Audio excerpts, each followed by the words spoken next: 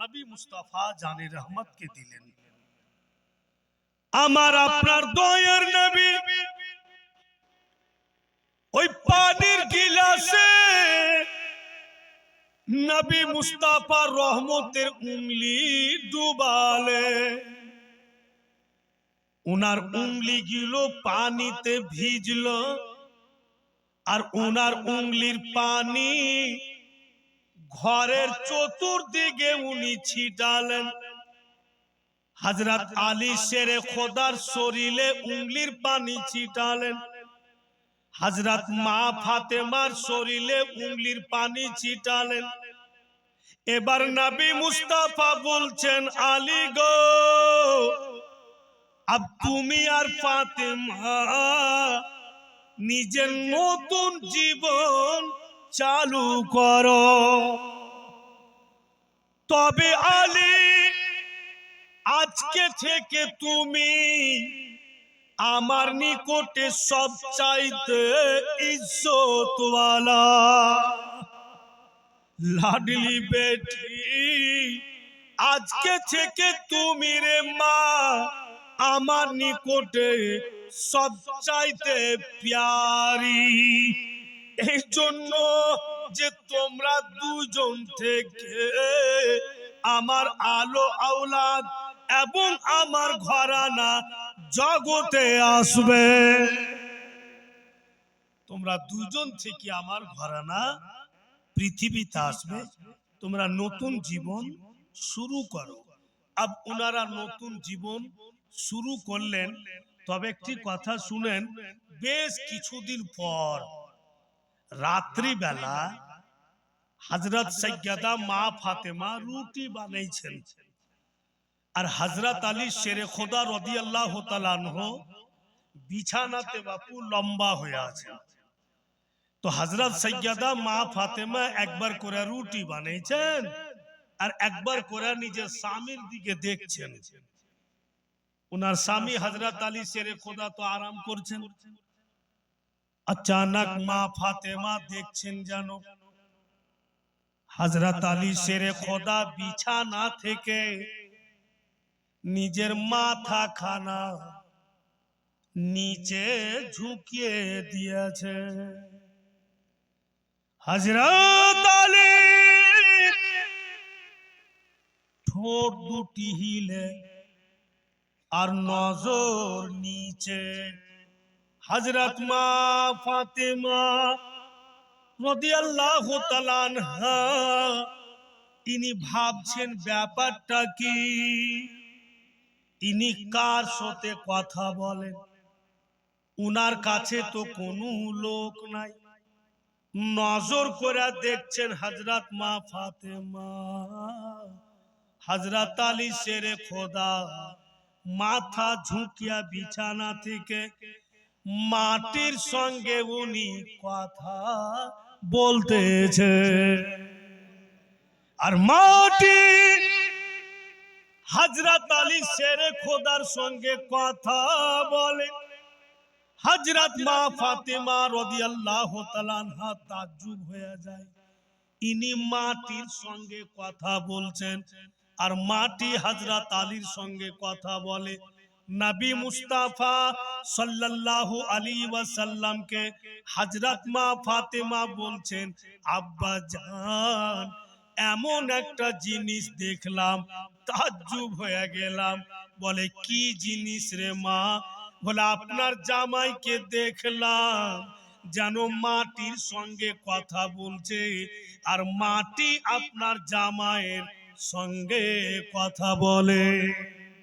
নবী মুস্তাফা সাল্লাল্লাহু আলাইহি ওয়াসাল্লাম বলছেন, ও ভাইরা বাপেরা, মা বোনেরা বেটিরা, দয়ার নবী বলছেন, ফাতেমা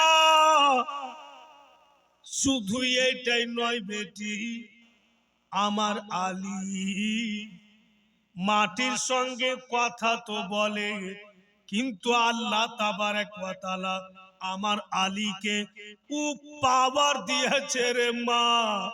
আমার আলী মাটি সুঙ্ঘাও বইলা দিতে পারবে, যে মাটির তলে কি আছে। পাওয়ার আলীকে আল্লাহ দিয়েছেন, কোন ঘরানা দেখেন যে উনি মাটি সুইহাও বলে দিতে পারবেন যে মাটির তলে কি আছে। এটা নবী মুস্তাফাই বলছেন, আলীর কথা। ভাইরা বাপেরা, কত পাওয়ারফুল হবে। अब আমার মতো আপনার মতো লোকেরা যদি বলে যে নবী মুস্তাফা বা উনার ঘরানা আমাদের মতো, তো আমরা মাটির সঙ্গে বলতে পারবো যে কি আছে? কোনো মতে পারবো না। আর মাটি কেন উঠিয়ে নাকে লাগাবো? মনে তো হয় যে মাটি যদি সুযোগ পায় তো আমার নাকে ঢুকে আমার জানি মেরে দেবে। কিন্তু বেরাদার, ওনাদের মধ্যে পাওয়ার মানে আল্লাহ ওনাদের পজিশন দিয়েছেন। अब आगे देखें, किताब लिखक लिखছেন, আমরা অনেকবার জীবনী শুনেছি। প্রথম যদি জন্ম নিয়েছেন তো হযরত ইমামে হাসান আলী মুকাম, আর তারপরে যিনি জন্ম নিয়েছেন উনি হচ্ছেন হযরত ইমামে হুসাইন আলী মুকাম, আর তারপরে যিনি জন্ম নিয়েছেন উনি হচ্ছেন হযরত ইমামে মহসিন। কিন্তু আজ পর্যন্ত বেরাদার হযরত ইমাম মহসিনের বক্তব্য আমরা কিন্তু শুনতে পাই না। এর জন্য শুনতে পাই না যে হযরত ইমামে মহসিন রাদিয়াল্লাহু তাআলা আনহু উনি বাসপানি আল্লাহকে প্যারা হয়ে গেছিলেন, উনি জগৎ থেকে পর্দা করে গেছিলেন বলেই উনার বক্তব্য আমরা শুনতে পাই না। হাসনান কারিমানের বক্তব্য শুনতে পাচ্ছি। আর একটি কথা জানিয়ে দিই, আমাদের সুন্নি কিতাব খুতবাতে মুহররম বলে একটি কিতাব আছে, ওর মধ্যেও লেখা আছে যে হযরত ইমামে হাসান আর হযরত ইমামে হুসাইন दोनों ভাই যেটা ছোট বড় কথা লিখছে, এক বছর থেকেও কিছুদিন কম। একজনের জন্ম হচ্ছে মানে 5 শাবান আরবি মাস, আর একজনের জন্ম হচ্ছে 15 রমজান। তো যখন হিসাব করে দেখা যাচ্ছে তো এক বছর থেকেও কিছুটা কম থাকছে। কিন্তু সবচাইতে আনন্দের কথা, খুশির কথা যে হযরত সৈয়দা মা ফাতেমার গর্ভ থেকে হাসনান কারিমান দুনিয়াতে আইসেন বটে, কিন্তু ওনার এক ওয়াক্ত নামাজ কাজা হয়নি, এক ওয়াক্ত নামাজ কাজা হয়নি। লিখছে কিতাবে, সন্তান দুনিয়াতে আসলো ক্ষণিকক্ষণ দেখার মতো, অল্পক্ষণ পরেই উনার সব পরিষ্কার হয়ে গেল, পাক সাফ হয়ে গেলেন, উনার এক ওয়াক্ত নামাজ কাজা হয়নি। বলে আমরা কখনো আমার মা বেটিরাকে বলি যে উনার মতো নিজকে বলিও না, কারণ তোমাদের গর্ভে থেকে সন্তান যখন আসলো তুমি নাপাক হলে অনেক দিন ধরে তুমি নামাজ পড়তে পারো না, রোজা রাখতে পারো না, কোরআন তিলাওয়াত করতে পারো না। কিন্তু হযরত মা ফাতেমা ইমামে হাসান জগতে আসলেন তবুও নামাজ কাজা হয়নি, ইমাম হুসাইন জগতে আসলেন তবুও নামাজ কাজা হয়নি, উনার ইবাদত কোন সময়তে কাজা হয়নি, কারণ উনার শরীর বন্ধু খারাপ থাকতো না। এত পাক পবিত্র নেই যেমন ইমাম হাসান আলী মুকাম পৃথিবীতে আসলেন। আকামাত देने वाला के तो नबी मुस्ताफा, आजान देने वाला के तो नबी मुस्ताफा। इमाम हुसैन আসলেন তবু আকামাত देने वाला नबी मुस्ताफा, इमाम हुसैन আসলেন आजान देने वाला नबी मुस्ताफा। হায় রে নবী পাক নিজের দোনো নাতির জন্য নবী দো জাহা নিজের হাতে একখানা ঝুলনা নবী মুস্তাফা তৈরি করলেন। হায়রে আকা মওলা ঝুলনাকে বানিয়ে আর মাথার উপরে নিয়ে বেটির বাড়ি যাচ্ছে।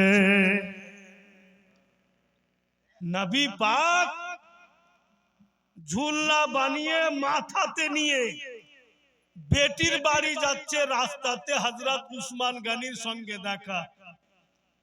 হযরত উসমান গনি রাদিয়াল্লাহু তাআলা আনহু বলছেন, হুজুর দাঁড়ান দাঁড়ান, বুঝতে পারছি আপনি ঝুলনা নিয়ে যাচ্ছেন বেটির বাড়ি, দেন আমাকে দেন, আমি পৌঁছে দিচ্ছি আপনার বেটির বাড়ি।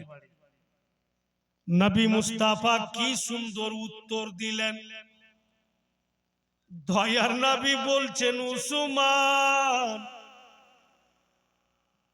নাতিদের জন্য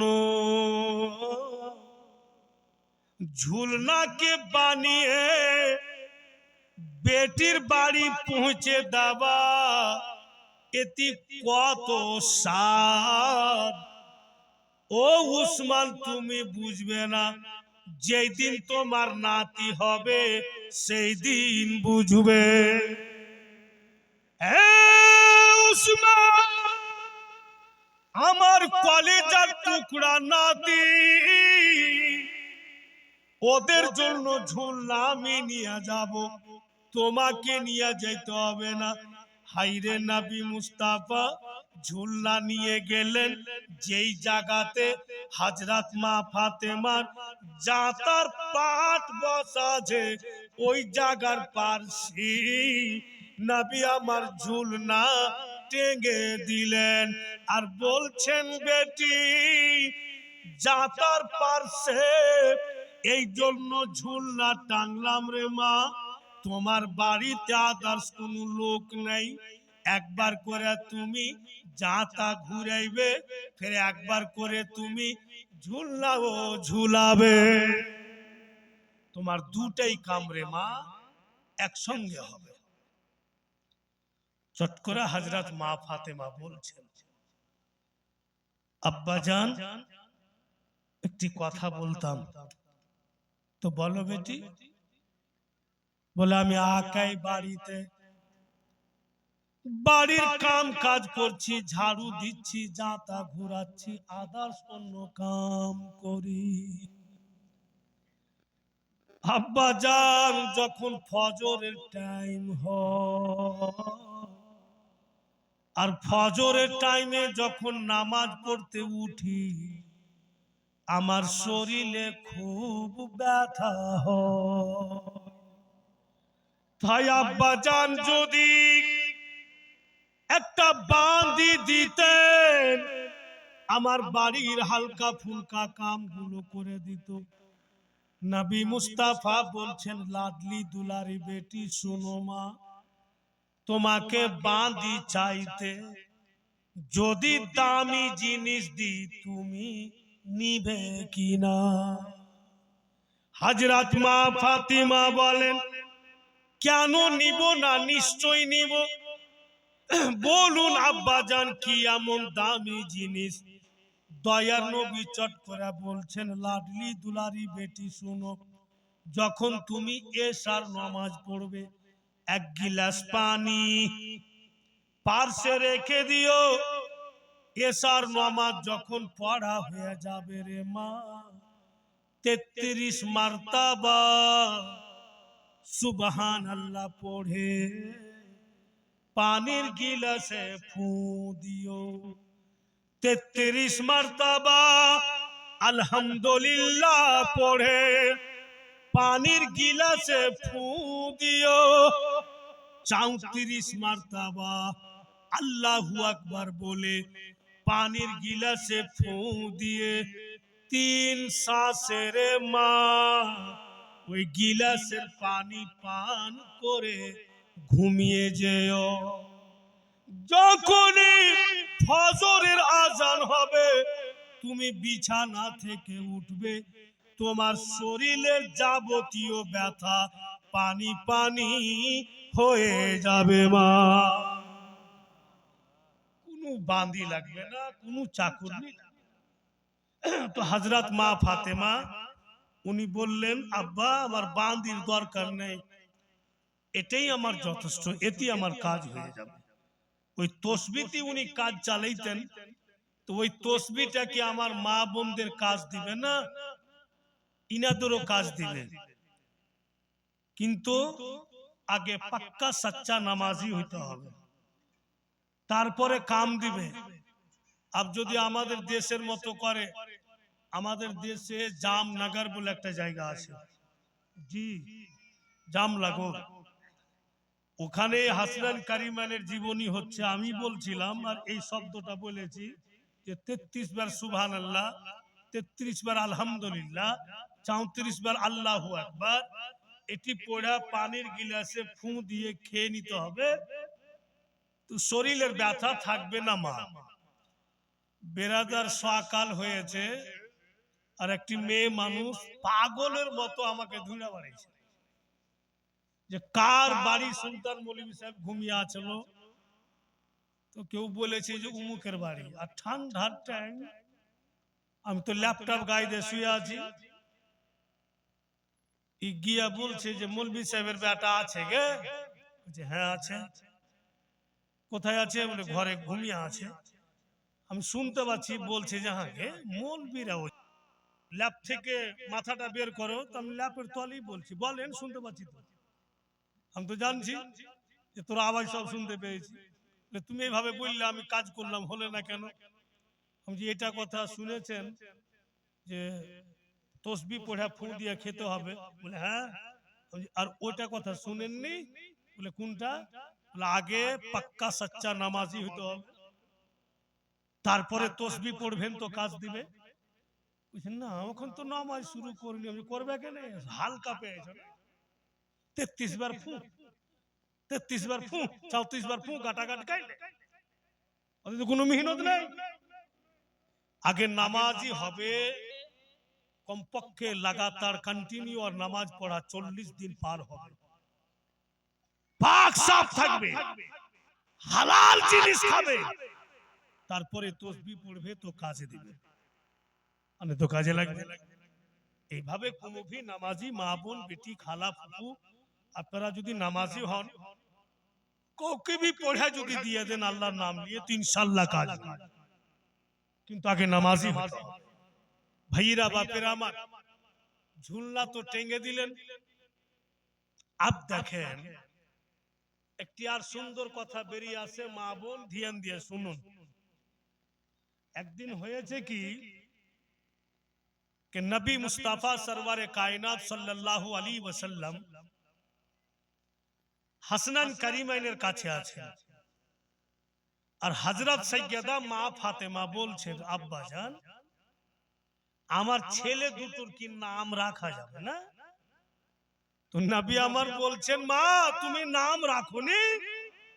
বলে আমি আপনার অপেক্ষা করছি যে আপনি যেটা নাম দিবেন সেটাই রাখবো। নবী আমার বলছেন, লাডলি দুলারি বেটি তুমি আমার অপেক্ষা করছো, আর আমি আল্লাহর অপেক্ষা করছি। আল্লাহ যেটা নাম দিবে রে মা, সেই নাম তোমার ছেলেদের রাখবো। আল্লাহ তাবারক ওয়া তাআলা তখন জান্নাত থেকে দুইখানা নাম দিয়ে পাঠালেন। কোন দুইটা নাম দিয়ে পাঠালেন? একটি হচ্ছে বন্ধু সাবার, আর দ্বিতীয় নাম হচ্ছে সাব্বির। সাবার এবং সাব্বির জান্নাতি নামের মধ্য থেকে দুইখানা নাম নবী মুস্তাফাকে দিয়া গেলেন। তাই বন্ধু বড় নাতির নাম নবী মুস্তাফা রাখলেন সাবার, আর ছোট নাতির নাম ইমাম হুসাইনের নাম রাখলেন সাব্বির। কিন্তু আমরা ইমামে হাসান বুলা জানি, ইমামে হুসাইন বুলা জানি। এই জন্য বন্ধুরা, ভাইরা বাপেরা মা বোনেরা বেটিরা, সাবার মানে হচ্ছে হাসান আর সাব্বির মানে হচ্ছে হুসাইন। কিন্তু ওনাদের নাম পর্যন্ত জান্নাত থেকে এসেছে। বলি দুই ছেলের নাম জান্নাতি নাম নবী মুস্তাফা রেখেছেন। আব বেরাদারান ইসলাম, আলাপ আলোচনা করে নবী আমার চলে গেলেন। আর তখনকার ব্যাপার, নিজে নিজে বাড়ি ঘরের কাজ মেয়েরা করত, আর খুব আরমান করে করত, আর দিল লাগিয়া করত। নিজের হাতে নবীর বেটি খাতুনে জান্নাত গো, যিনি জান্নাতি মা বোনদের সর্দার নেই, অথচ বাড়ির টোটাল কাজ উনি করতেন, নিজের হাতে করতেন। তো বাপু ঝুলনা ঝুলিয়ে দিলে আর ফের যা তার পাট ঘুরেছে।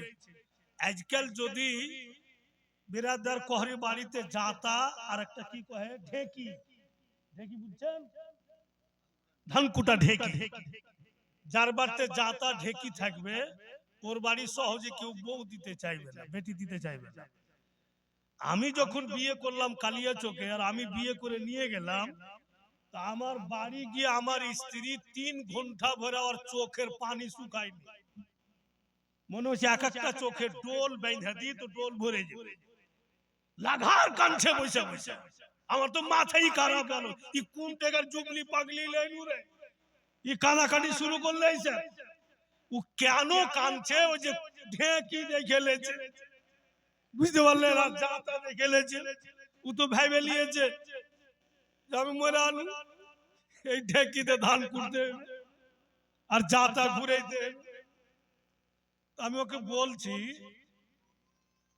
যে আমি যখন মরবো তখন চোখের পানি ধুঁড়ে পেবে না, সব আইছি শেষ হয়ে গেল, কিছু বাঁচিয়ে রাখো। তো তখন বাংলা বলতে পারতো না অতটা, এখন শিখে গেছে। তখন একদম পচা খোট্টা বলতো, আর কালে চোখ চাঁদ তো সিল মোহরওয়ালা খোট্টা। हाँ, तो गोलरीजा बोलছে যে ऐसी बात है नहीं, हम तो ढेकी देख के रोए हैं, कैसे धान कुटेंगे। আজ তোমাকে ধান কুটতে হবে না, ওগুলা করতে হবে না, আমাদের বাড়িতে আছে তো আমাদের লোক আছে। তখন যদি হাউমাউ করে কানতে পারে, এখন কি হতে পারে?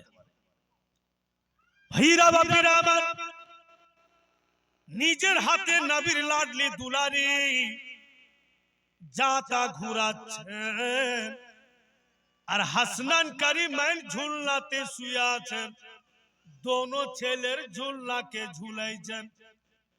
আচানক উনি দেখছেন উনার চেহারা থেকে যেন টপ টপ করে পাসিনা ঝরে পড়ে। হযরত মা ফাতেমা উনি যাতা ঘুরা বাদ দিয়ে দিলেন, ঝুলনা ঝুলাও বাদ দিয়ে দিলেন, যে আমি ঘরের ভিতরে যাব আর আমি একখানা পাতল কাপড় নিয়ে আসব, আমার চেহারা যখন ঘেমে যাবে আমি ঘামগুলো মুছে নিব। এই ইরাদা করে উনি ঘরের ভিতরে গেলেন, আর যেমনই কাপড় নিয়ে বেরিয়ে আসছেন হযরত মা ফাতেমা, তো যাতার দিকে দেখছেন উনি যাতা বন বন করে ঘুরতি আছে, ঝুলনার দিকে দেখছেন যেন ঝুলনা ঝুলতি আছে। বন্ধুগণের আমার, উনি দাঁড়িয়ে দাঁড়িয়ে দেখছেন, ই কেন অদ্ভুত ঘটনা, আমি তো যাতা ঘুরা ছেড়ে দিয়েছি, কেন ঘুরে? আমি তো ঝুলনা ঝুলা ছেড়ে দিয়েছি, কেন ঝুলে? ইতিমধ্যে আমার আপনার দয়ার নবী বেটির বাড়ি চলে আসলেন। নবী মুস্তাফা বেটির দিকে দেখছেন, বলছেন নবী পাক, এই লাডলি বেটি কি দেখছো? বলে আব্বা দেখেন তো যাতা জানো নিজেই ঘুরে, ঝুলনা নিজেই ঝুলে, আমি তো এখন ঝুলাচ্ছি না, আমি তো যাতা ঘুরাচ্ছি না। আমার আপনার নবী আসমানের দিকে দেখলেন আর মুস্কি মেরা হাসছেন। নবী আমার বলছেন, বেটি যাতা ঘুরছে মা, যাতার মুঠা ধরে যদি না থামো তো কিয়ামত পর্যন্ত মা ঘুরতেই থাকবে। তুমি দেখতে পাও না মা তোমার দুই লালের ঝুলনা, আল্লাহর ফেরেশতা জিবরাইল ঝুলাচ্ছে মা। কেমন পরিবার নবী পাকের, হাসনান কারিমাইনের কত সম্মান, যা আল্লাহর ফারিস্তা পর্যন্ত উনাদের ঝুলনা ঝুলা। কত পরিবার দামি আর আল্লাহর নিকট কত লাভ করেছে। ভাইরা বাপেরা আমার, বলেই তো বাংলা ভাষাতে হযরত মা ফাতেমার কথা বলছে कि विश्व नबीर बेटी जन्नती फातिमा, जन्नती फातिमा, विश्व नबीर बेटी जन्नती फातिमा, जन्नती फातिमा। सारा जगत खुजे देखो নাই যে তোর উপমা, বিশ্ব নবীর বেটি জান্নাতি ফাতেমা, জান্নাতি ফাতেমা। ঘুমাচ্ছ না কি গো ছেলেরা? জোরে বলো তো সুবহানাল্লাহ। আল্লাহর ইবাদতে থাকেন জান্নাতি রানী, রোজা রেখে দিন কাটান, রাতে সিজদাতে পেশানি। আল্লাহর ইবাদতে থাকেন জান্নাতি রানী, রোজা রেখে দিন কাটান, রাতে সিজদাতে পেশানি। আর যাকে দেখে লজ্জিত হয়, যাকে দেখে লজ্জিত হয়, সূর্য আর চন্দ্রমা, বিশ্ব নবীর বেটি জান্নাতি ফাতেমা, জান্নাতি ফাতেমা। উনার জিন্দেগির কিতাবে লিখছে, উনার বাড়িতে যদি কোনো ফকির মিসকিন আসতো, কখনো বাপু খালি ফিরাইতেন না। যদি কিছু না থাকতো তো খেজুরের ছোয়ারাও দিত। মুআজ্জাজ এই জন্য উনি এইভাবে ব্যবহার করেছেন। আজকে নবীর বেটির দুয়ার থেকে যদি কোনো মিসকিন ঘুরে চলে যায়, তো দুনিয়ার মা বোনেরা শিক্ষা লাভ করবে কি? উনি খেজুর দিয়াও পাঠাইতেন। এমনও লিখেছে কিতাবে, এমন সময় উনার সময়ে হয়েছিল যে দুদিন তিন দিন ভরে উনি দানা খেতে পেতেন না, শুধু খেজুর খেয়ে খেয়েই থাকতেন। তাই বলছে কে থাকেন ওয়ানাহারে ফাতেমা আপন ঘরে, হঠাৎ এক ভিখারি মাকে সুয়াল করে। থাকেন ওয়ানাহারে ফাতেমা আপন ঘরে, হঠাৎ এক ভিখারি মাকে সুয়াল করে। আর খুশি মনে দান করিলেন, খুশি মনে দান করিলেন, ইফতারের খুরমা, বিশ্ব নবীর বেটি জান্নাতি ফাতেমা, জান্নাতি ফাতেমা। দুরূদ শরীফ পড়ুন আল্লাহুম্মা। আপনার ছেলের জন্য জাতা নিজে ঘুরবে না, আর আমার আপনার ছেলের জন্য ফারিস্তা এসে ঝুলনা ঝুলাবে না, কিন্তু হাসনান কারিমানের ঝুলনাকে ঝুলিয়েছে। अब देखें बापू, বলছেন হযরত মা ফাতেমা, বাবুজি আব্বা জান, তো বলো বেটি কি খবর? বলে আমার ছেলেরা কি হাঁটবে না? জোরে বলুন সুবহানাল্লাহ। তো নবী আমার মুস্কি মেরে হাসে বলছেন, হ্যাঁ রে মা, এক্ষুনি হাঁটবে, তোমার ছেলেরাকে হাঁটতে দেখবে তুমি। দো জাহানের নবী বাপু ইমাম হাসানের দোনো বাহা ধরলেন আর নিজের দোনো পা মুবারকের উপরে ইমাম হাসানের পা দুটিকে রাখলেন। নবী এ দো জাহা বাহা ধরে নিজেই হাঁটছেন।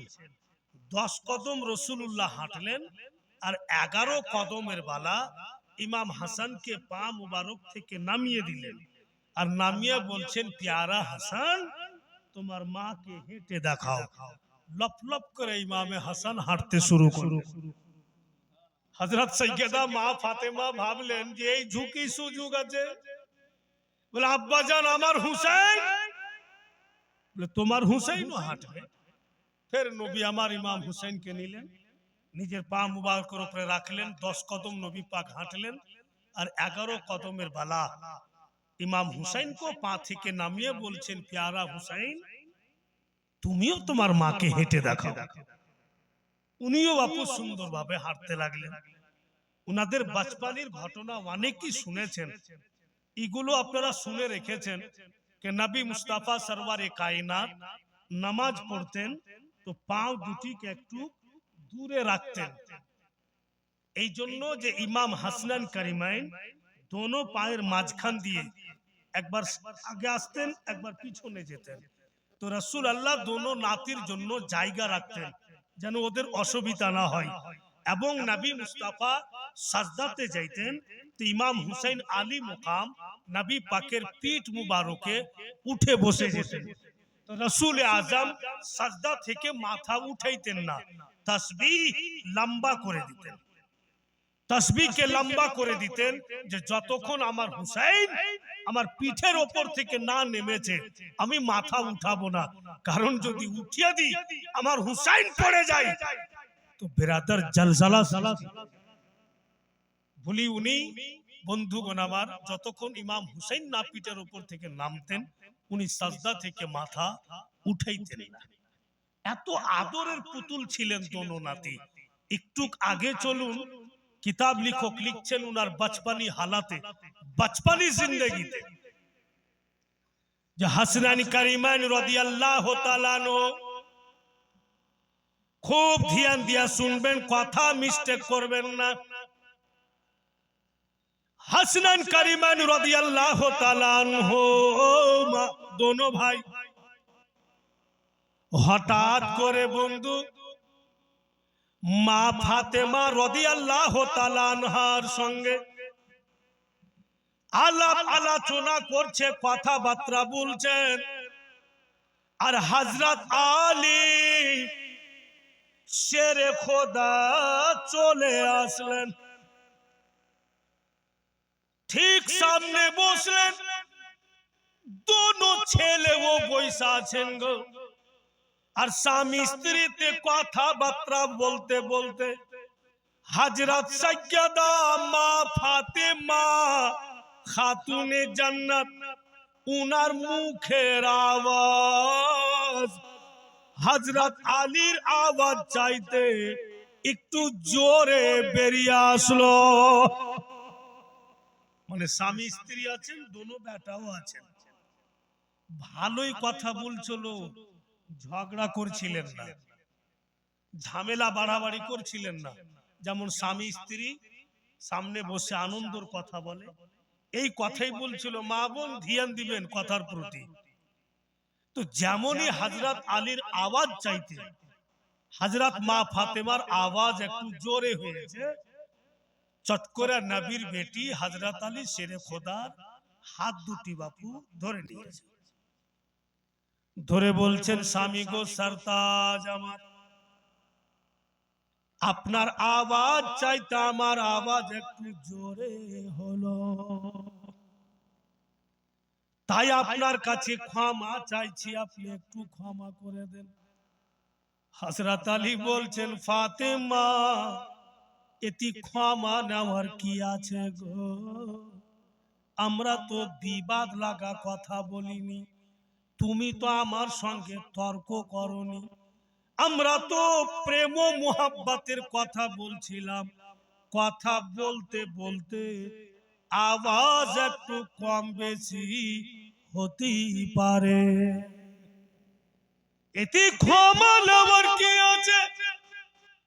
হযরত মা ফাতেমা বলছেন, আপনি যে আমার মাথার তাজ, আপনি যে আমার সরতাজ, আর কখনো স্ত্রীর আওয়াজ স্বামীর আওয়াজ চাইতে যেন জোরে না হয়। যে স্ত্রী স্বামীর আওয়াজ চাইতে জোরে আওয়াজ বের করবে স্বামীর সামনে, ওর প্রতি আল্লাহ তাআলা নারাজ হয়ে যাবে। তাই আপনি আমাকে ক্ষমা করুন। হযরত আলী শেরে খোদা ক্ষমা করে দিলেন। ক্ষমা তো করলেন বটে, কিন্তু বাড়ি থেকে উনি বেরিয়ে গেলেন। কোথায় গেলেন বাড়ি থেকে? তো নবী মুস্তাফার বাড়ি। আর রাত্রে বাড়ি গেলছে নবী পাকের। তো দয়ার নবী আওয়াজ দিচ্ছে, সালমা, দামার আলী এসছে, কিছু খাবার দাও, বিছানা করে দাও। জামায়ের যা হয়। তো হযরত আলী শেরে খোদা বলছেন, যা আকা, এখন খিদা নাই, এখন খাবার লাগবে না। তো ঠিক আছে আলী, যখন খাবার লাগবে না তো বিছানা করছে, আরাম করো। বড় মর্মান্তিক কথা শুনেন। হযরত আলী শেরে খোদা নবী পাকের বাড়িতে আরাম করছেন। ও মা বোনেরা, বেটিরা, ঠিক যখন ফজরের আযান হলো, মসজিদে মুয়াজ্জিন যখন বলছেন, আসসালাতু খায়রুম মিনান নাওম, তোমাদের নিন চাইতে নামাজ অতি উত্তম। নবী দো জাহান, বন্ধুগণ আমার, নামাজ পড়ে আর বেরাদার এক পা দুপা করতে করতে বেটির বাড়ি এসে দেখছেন নবী পাক দরওয়াজা বন্ধ। আওয়াজ দিচ্ছে, ফাতেমা, আমি তোমার আব্বা এসছি, বেটি দরওয়াজা খুলো। যেমনই বললেন নবী পাক দরওয়াজা খুললেন। দরওয়াজা খুলেছেন তো দয়া নবী দেখছেন দরওয়াজার পাশে ভিতরে একটি খেজুরের চাটাই বিছা আছে, আর চাটাইয়ের উপরে বাপু দোনো জানেন শুয়ে আছে। হযরত মা ফাতেমা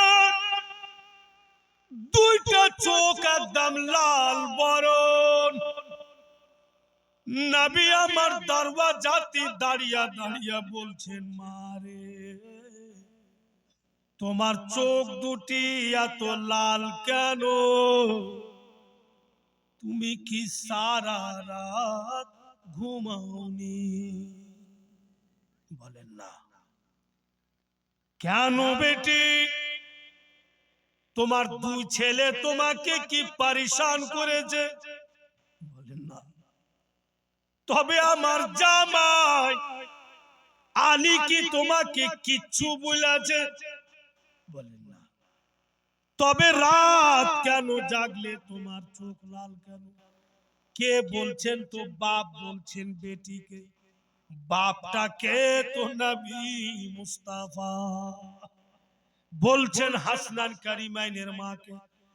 তখন হযরত মা ফাতেমা বলছেন, আব্বা জান, আপনার জামাইয়ের সঙ্গে কথা বলছিলাম, আমার আওয়াজ আপনার জামাইয়ের আওয়াজ চাইতে একটু জোরে বেরিয়েছিল। আমি চট করে ওনার হাত ধরে সঙ্গে সঙ্গে ক্ষমা নিয়েছি। তারপরে উনি আমাকে ক্ষমা করে বাড়ি থেকে বেরিয়ে গেলেন তো বাড়ি ফিরছেন না। তাই আমি দরওয়াজা ভিতর থেকে বন্ধ করে আপনার দোনো লাঠিকে আমি এখানে খেজুরের চাটাই বিছিয়ে শুইয়ে দিয়েছি, আর দরওয়াজাতে লেগে আমি বইসা আছি। আব্বাজান কবে আমার স্বামী আসবে, যেন আওয়াজ দেওয়া মত্রী দরওয়াজা খুলবো, বিছানাতে চলে যায়, উঠতে লেট হবে, স্বামী আমার দাঁড়িয়ে থাকবেন, কত কষ্ট পাবে বুঝলে। আমি দরওয়াজাতে বইসা আছি, এই উনি চলে আসছেন, হয়তো চলে আসছেন, এই অপেক্ষা করতে করতে আব্বা জান গোটা রাত চলে গেল, চোখের পাতাও বন্ধ করিনি, বুঝলা আমার চোখ দুটি লাল। নবী আমার কি উত্তর দিলেন? রাসূলুল্লাহ বলছেন, বেটি এ লাডলি কাছে বসো মা। তব তলুক হযরত আলী পৌঁছে গিয়েছেন, আর হযরত আলী শেরে খোদা বাপ বেটিকে দেখছেন। সুবহানাল্লাহ, এই বক্তব্য যখন কিতাবে পড়ছি, ঠিক জাহান্নামের কথাটা মনে হয়ে যাচ্ছে। এই জন্য জাহান্নামে বেশি সংখ্যাতে মা বোনেরা দেখা যায়। নবী মুস্তাফা নিজের বেটিকে বলছেন, মারে তোমার স্বামী আমার জামাই যদি তোমাকে ক্ষমা না করতো, আর তোমার ইন্তিকাল হয়ে যেত রে মা, আমি তোমার জানাজা পর্যন্ত পড়তাম না। কে বলছেন? তো নবী পাক। বেটি তোমার স্বামী যদি তোমাকে ক্ষমা না করত আর তোমার ইন্তিকাল হয়ে যেত, তো তোমার জানাজা পর্যন্ত আমি পড়তাম না। নবীর বেটির জন্য যদি রাসূলুল্লাহ ভাবে বলতে পারে, তো যারা রাত দিন স্বামীকে উল্টো পুল্টো ভাষা বলছে আর মজবুর করে দিচ্ছে, বাধ্য করে দিচ্ছে, ওই সব মা বোনদের কি হাল হবে, কি অবস্থা হবে কবরে। বিরাদারান ইসলাম, ভাইরা বাপেরা আমার, তাই মা বোনেরা আপনার স্বামীকে খবরদার কোনোদিন কড়া আওয়াজে কথা বলিয়েন না, আর কোনোদিন তর্ক করিয়েন না। কারণ যে জওয়ান ছেলেরাকে আল্লাহ বাদে, আল্লাহ ব্যতিরিকে যদি সাজদা করার হুকুম হইতো, তো জওয়ান বেটা বেটিকে বলতো যে বাপ মাকে সাজদা কর। আল্লাহ ছাড়া অন্য কাউকে যদি সাজদা করা হুকুম হইতো, তো স্ত্রীগণকে বলতো যে তোমরা তোমার স্বামীকে সাজদা করো, কিন্তু আল্লাহ ছাড়া সাজদা করা চলবে না বলেই উপায় নেই। কিন্তু বেরাদার কোন কোন জায়গাতে এমন হচ্ছে ঝগড়া, যে ওর স্বামীও পারে না আবার স্ত্রীকে ঝগড়া করে। শুনেছো জীবনে? আমি শুনেছি। কারণ সারা পশ্চিমবঙ্গে যত গ্রামে ঝগড়া হয়েছে মা বোনের, বুঝলেন, সবচাইতে যদি নাম্বার 1 খাতরা ঝগড়া হয়েছে তো খোট্টারে গায়ে। হ্যাঁ, চিন্তা করুন, আমার শ্বশুরের বাড়ি লেগেই জীবনী হচ্ছে 7 দিনকার, আর দিন বেলাতে ঝগড়া লেগেছে তো হাজি সাহেবকে হাজিয়ান বলছে, মানে আমার স্ত্রী বলছে যে তাই হিমে বাতাবে মানে হাজিকে ডাকছে খালি তুই আয়, তারপরে তোর দেখছি। আর হাজি পিছে হটছে যে কোন রকম মুচে মুচে ধরলে তো মান সম্মান চলে যাবে। এরকম হালাত জানি না, ফিরে কোনা কানিতে খোঁটা উঠা থাকে আছে হুজুর, আমি তো থাকবো না, রোজ রাত করে ভেগে যাবো, আর ফির টাইমে আসবো না পাইবে না কিছু বলবে। বিরাদারান ইসলাম, তো আজকে প্রথম রাত আমি এখানকার প্রোগ্রাম নিতাম না, এই জন্য নিয়েছি বিরাদার, যে আমার আব্বার মডেল কাঠল বন্যা এগুলো খুব ফেভারিট এলাকা। খুব জানাশোনা এলাকা। আর আমি যখন কালিয়াচকে পড়তাম এখানে উনি জীবনী বলেছেন, তো আমি এসছি আপনাদের কাঠল বন্যাতে, ওখান থেকে তালবিলিম অবস্থায় শুনতে। তো কে জানে কিসমতে ভাগ্যের কথা দেখেন যে কখনো তালবিলিম সাইজা শুনতে এসেছিলাম, তো ফের এখন মৌলভী সাহেব সাইজা শুনাইতে। তো ভাইরা বাপের আমার বলে আমি খুব 5 দিন জীবনী হবে, আমি দিল লাগিয়ে ভালো ভালো কথাগুলো আপনাদের শোনাবার চেষ্টা করব। আমি যেমন আপনাদেরকে মুহাব্বতে শোনাচ্ছি, আপনারাও মুহাব্বতে শুনতে আসুন। এই হচ্ছে কথা। কারণ যে আল্লাহ রহমান ও রহিম, কে জানে এই 5 দিনকার প্রোগ্রাম যদি আল্লাহর দরবারে কবুল হয়ে যায়, আর হয়তো আমাদের পিছনকার তামাম গুনাহ আল্লাহ মাফও করে দিতে পারে। আল্লাহর কাছে কোনো জিনিসের কমি নাই। মা বোনেরা কি কথা জানেন, যতক্ষণ এই পিন্ডালের মধ্যে থাকবেন গুনাহ মোটি হবে না, আর নেকিই নেকি হবে। যতক্ষণ বসে থাকবেন গুনাহ থেকে বেঁচেও থাকবেন, আর নেকিই নেকি হবে। আর মওতের কোনো ঠিক নাই, কখন যে দেহ থেকে রুহু বেরিয়ে যাবে যার কোনো ঠিক নাই। তো বেরাদারান ইসলাম, একটু কার আগে চলুন, আমি একটা জায়গাতে পৌঁছে দিই জীবনীটা, তারপরে দোয়া খায়ের হবে। তো বেরাদার কিতাব লিখক লিখছেন যে সৈয়দা খাতুন জান্নাত মা ফাতেমা সারা রাত বসেছিলেন দরওয়াজাতে। अब একটু আর আগে চলুন, ইমামে হাসান কারিমান রাদিয়াল্লাহু তাআলা আনহুমা দোনো ভাই বাড়ি থেকে বেরিয়েছেন, আর ছেলেদের সঙ্গে খেলাধুলা করছেন। ইতিমধ্যে ইমামে হুসেন আকাই কিন্তু নানার কাছে চলে যায়।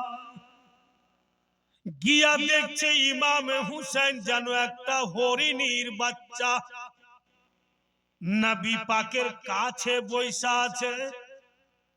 ইমামে হুসেন আলী মুকাম বলছেন, না না, এই হরিণীর বাচ্চা আমার খুব পছন্দ, বাচ্চাটা কি দিবেন? তো নানার প্যারা নাতি বলে যাও নিয়ে যাও। তো নবী পাক হরিণীর বাচ্চাকে ইশারা করলেন যে আমার নাতি চাইছে তোমাকে, তুমি চলে যাও। তো হরিণীর বাচ্চা উঠে ইমাম হুসাইন আলী মোকামের গায়ে নিজের ঘাও লাগিয়া খাড়ো হলো। তখন এক সাইডে বাপু একটা শের বৈশা আছে, বাঘ। জোরে বলুন। বাঘের মেজাজ খারাপ হয়ে গেল যে আকা মাওলা, ওর নাতিদের বন্ধু আমাকে বানিয়েছে, আর এখন যে হরিণীর বাচ্চা দিয়ে দিল, তো আমার তবে বন্ধু তালি খতম, আর আমি তবে উনার নাতির কাছে বসতে পাবো না। তো নবী আমার বাঘের দিকে দেখছেন, তো বাঘের চেহারা খুব বাপু ভারী ভারী লাগছে, মানে দুঃখে ভারী যে পজিশন চলে আলো। তো নবী মুস্তাফা বাঘকে ইশারা করলেন, বাঘ নবী পাকের কাছে আসলো। আর ফের দয়ার নবী হরিণীর বাচ্চাকে ইশারা করলেন, হরিণীর বাচ্চাও নবী পাকের আসলো। দুজন যখন কাছে আসলো, তো মুস্তাফা জানে रहमत বলছেন कि तुम दोनों दोस्त हो और तुम दोनों का काम मेरे नातियों का हिफाजत करना। रसूल अल्लाह सोचा যখন দিলেন, তো হরিণী আর হরিণীর বাচ্চা আর বাঘ দুজনে বাপু দোস্তি হয়ে গেল। তো রাসূলুল্লাহর কাছে কিছুরই কমি আছে। আব বেরাদার হরিণীর বাচ্চাকে নিয়ে ইমাম হুসেন চলে যান, আর রাস্তাতে ইমাম হাসানের সঙ্গে দেখা। বলতেছে কি খবর, এত চকচকে হরিণীর বাচ্চা তুমি কোথায় পেলে? বলে নানার দরবারে পেলাম। ইমাম হাসান বলতেছে হুসেন, এই বাচ্চাটা আমাকে দিয়ে দাও, তুমি নানার কাছে যাও, একটা আর বাচ্চা তুমি নিয়ে এসো, তোমারও হবে আমারও হবে। ইমাম হুসেন উত্তর কি দিচ্ছেন, ভাইজান আমি যেমন নানার কলেজার টুকরা, আপনিও তো আমার নানার কলেজার টুকরা। আমি যখন হরিণীর বাচ্চা পেলাম তো আপনিও পাবেন জান। কিন্তু বুঝে রাখবেন কথা, একটাই বাচ্চা ছিল যেটা ইমাম হুসেন নিয়ে চলে আসলেন, আর কিন্তু নবী পাকের কাছে নাই। এবার ইমাম হুসেন যাচ্ছেন তো নবী মুস্তাফার সামনে কোনো হরিণীর বাচ্চা নাই। বেরাদার গিয়া সালাম কালাম করে ইমাম হাসান বলছেন, না না, আমার হুসাইনকে হরিণীর বাচ্চা দিলেন, একটা আমাকে দেন। দয়ার নবী ইমাম হুসাইন আলী মুকামকে নিজের কোলে বসিয়া বলছেন, তুমিও হরিণীর বাচ্চা নিবে, একটু সবুর করো, একটু আমার সঙ্গে তুমি কথা বলো। নানা নাতি কথাবার্তা বলছে, ইতিমধ্যে জঙ্গল থেকে এক হরিণী নিজের বাচ্চাকে নিয়ে নবী মুস্তাফার দরবারে। হরিণী নবী পাকের সামনে এসে মানুষের মতো কথা বলে। হরিণী সালাম দিলে, সালাম দিয়া বলছেন, আকা এই যে আমার বাচ্চা আপনার হাসানের জন্য নিয়ে আসলাম, আপনার হাসানকে দিয়ে দেন। নবী দো জাহাঁ বলেন, বক্তব্য বুঝার চেষ্টা করবেন, গভীর মাইন্ডে ভেবে দেখবেন। নবী পাক বলছেন,